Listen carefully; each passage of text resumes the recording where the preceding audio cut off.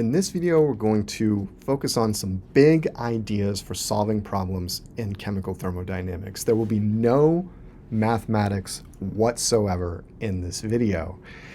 The reason for that is the most important step, I would argue, in solving any problem in chemical thermodynamics is conceptualizing your system and surroundings correctly. What this will lead to is your ability to write down the correct equations that you can then solve for the quantities that you want to know about. If you can't write down the correct equations, you'll never come to a correct answer. And so the conceptualization stage when you're solving problems in thermodynamics and thermochemistry is really, really important. So primarily, this comes down to properly defining your system and surroundings. This is a key step in really any thermodynamics problem. And once you've defined your system, categorizing it as open, closed, or isolated will help you write down the right equations and think about how complicated your problem-solving process needs to be based on the nature of the system. So let's get right into it with exactly what we mean by a thermodynamic system.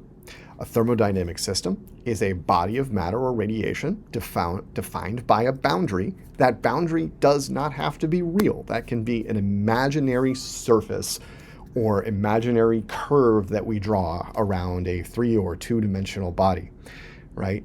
And that boundary separates what we call the system from its surroundings, which is the definition of everything else in the universe. And so we can talk about the universe, literally everything, as our system plus the surroundings.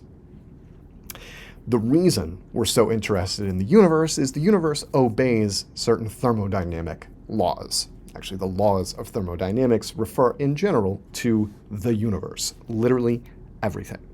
Now, in practice, of course, we have to limit our focus to some finite region of space, right? And so what we do is we define our universe as the system, some surroundings that are in the vicinity of the system as far out as our computational power allows or our brain power allows or based on how much approximation we're willing to make, right? And then we ignore everything else outside of the scope of surroundings that we're willing or able to deal with. Once we've kind of drawn that imaginary boundary and identified our thermodynamic system, we want to classify it according to the scheme that you see on this slide with respect to whether it's possible to transfer matter in and out of the system and energy in and out of the system. If we can transfer matter, we can always transfer energy, right? So a system that can take on additional matter or give away matter is called open, and it can engage in a transfer of both energy and matter. A closed system cannot transfer matter in or out. Closed means no particles get in, no particles get out. But a closed system can still engage in energy transfers. For example, heat can still be applied, work can still be applied to the system. An isolated system is one that cannot engage in the transfer of energy or matter. So an isolated system is a closed system that's also perfectly insulated, meaning we can't transfer any heat in or out, and it's perfectly rigid. We can't change the volume in order to displace any particles inside the system. So let's get a sense of what we mean by these terms with some concrete examples. So say we have a solution inside a flask that's open to the air.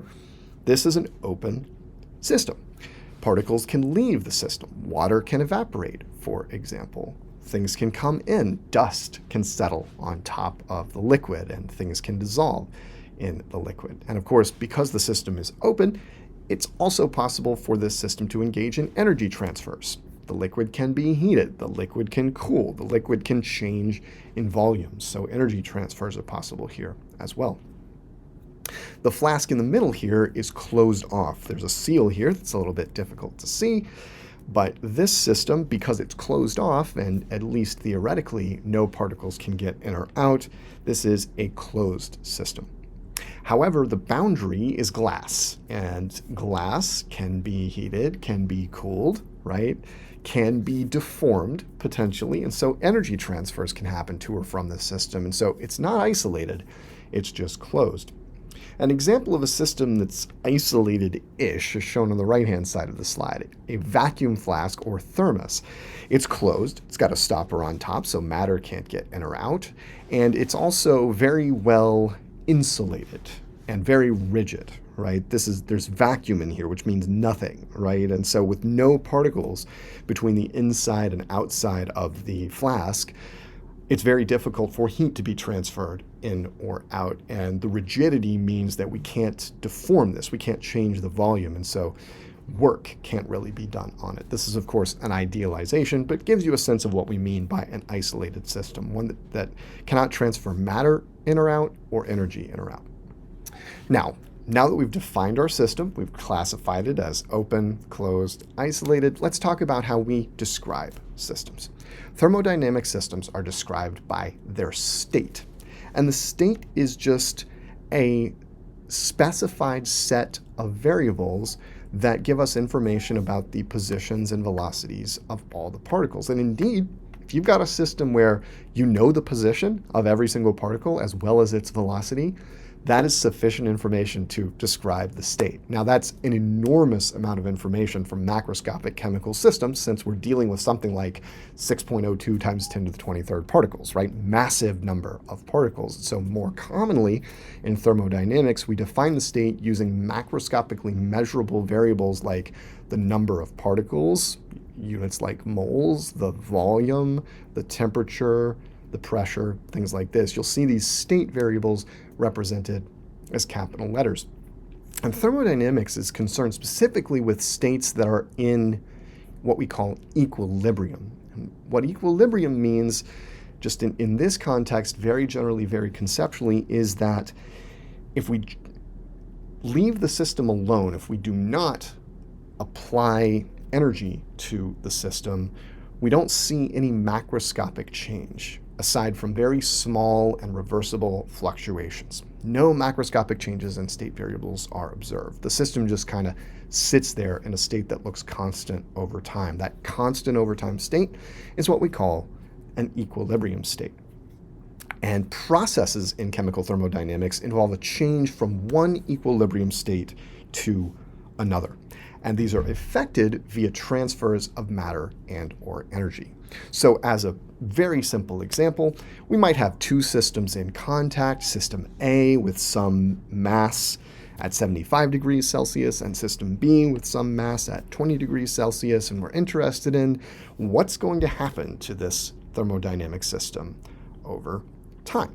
And we can start with ideas like, oh, well, A is hotter than B, and I know from everyday life that this means that the hotter A is going to transfer some of its heat to system B. I'm not sure how much, but I can, for example, set up an equation that allows me to solve for that. These are the kinds of problems that you'll encounter in thermochemistry and thermodynamics. Whenever you're solving problems in thermochemistry or thermodynamics, the first step, the key step, is properly defining the system, surroundings, and universe, including things that you're not paying attention to, properly scoping the problem. We can't measure everything all at once, so usually we constrain the universe to our system of interest and the immediate surroundings, maybe one or two, maybe three things that we're concerned with around our system, and we ignore any transfers of matter or energy outside of our assumed universe. Now, the third bullet point here is the most important on this slide for chemical thermodynamics.